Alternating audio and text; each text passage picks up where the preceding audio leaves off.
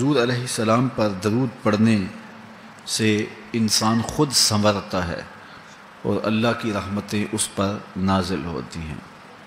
علماء نے لکھا ہے کہ درود اللہ کی بارگاہ میں ایک دعا ہے جو اللہ کی بارگاہ میں عرض کی جاتی ہے، اے اللہ نبی رحمت صلی اللہ علیہ وآلہ وسلم پر رحمتوں کا نزول کر۔ تو کوئی یہ دعا مانگے کہ اے اللہ اپنے نبی پر رحمتوں کا نزول کر، تو کیا اللہ تعالیٰ اس کی یہ دعا قبول نہیں کرے گا؟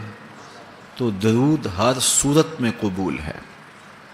تو اس کا جو فائدہ ہوا کہ جس نے ایک مرتبہ حضور کے لیے اللہ کی بارگاہ سے رحمتوں کی دعا مانگی، تو اس کے مانگنے سے محبوب علیہ السلام پر کتنی رحمتوں کا نزول ہوا وہ تو اللہ جانتا ہے، یا جس محبوب کریم پہ نزول رحمات ہوتا ہے وہ جانتے ہیں، لیکن جو ہاتھ اٹھا کے دعا مانگے، جو ہاتھ باندھ کے درود پڑھے، ایک مرتبہ درود پڑھنے سے اللہ کی 10 رحمتیں اس پر نازل ہوتی ہیں۔ تو جو مسلسل درود پڑھے جا رہا ہے تو پھر رحمت کی برسات ہوتی ہے اس کے اوپر۔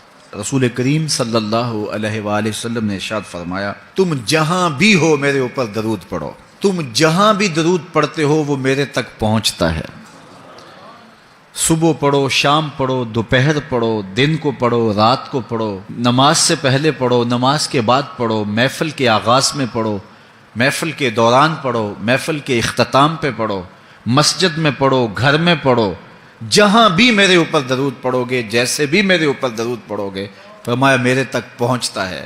ہر شخص یہ چاہتا ہے کہ میں حضور کی قربت پاؤں، حضور کا قرب مجھے ملے، اور اگر کسی کے سینے میں یہ آرزو نہیں ہے تو اس کے سینے میں دھڑکنے والا دل کسی مومن کا دل ہی نہیں ہے۔ یہ میری بھی آرزو ہے، گناہ گار ہونے کے باوجود آرزو ہے، آپ کی بھی آرزو ہے، آرزو تو کی جا سکتی ہے، چونکہ کرم ہوتے دیر نہیں لگتی، وہ جس پہ چاہے کرم فرمائیں۔ تو اگر قربت حاصل کرنی ہے تو پھر اس کا طریقہ کیا ہے؟ رسول کریم صلی اللہ علیہ وآلہ وسلم نے ارشاد فرمایا، قیامت کے دن میرے سب سے نیڑے وہ ہوگا جو سب سے زیادہ میرے اوپر درود پڑتا ہے۔ تو جتنا درود حضور پہ زیادہ پڑھو گے، قیامت کے دن اس قدر حضور کی قربت نصیب ہوگی، اور حضور کی چادر رحمت کی ٹھنڈی چھاؤں ملے گی، جام کوثر نصیب ہوں گے، اور جہاں حضور ہوں گے وہاں قیامت کے دن کی سختیاں نہیں ہوں گی، وہاں دامن محبوب کی ٹھنڈی ہوائیں ہوں گی۔ تو حضور علیہ السلام پر کثرت سے درود پڑھنا یقیناً یہ دکھوں کو دور کرنے کا علاج ہے، اور یہ دنیا آخرت کی بہتریوں کی ضمانت ہے۔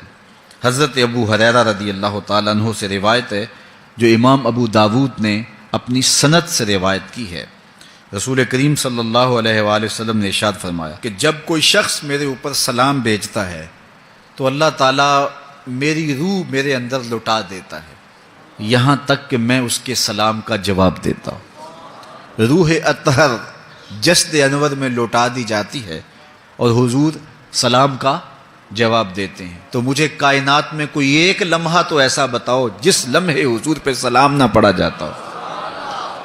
وہاں روضہ رسول پہ چلے جائیں تو وہاں لمحہ لمحہ سلام کے گجرے ہیں، کائنات کے جس گوشے میں چلے جائیں درود و سلام کے جو ہیں وہ گجرے ہیں۔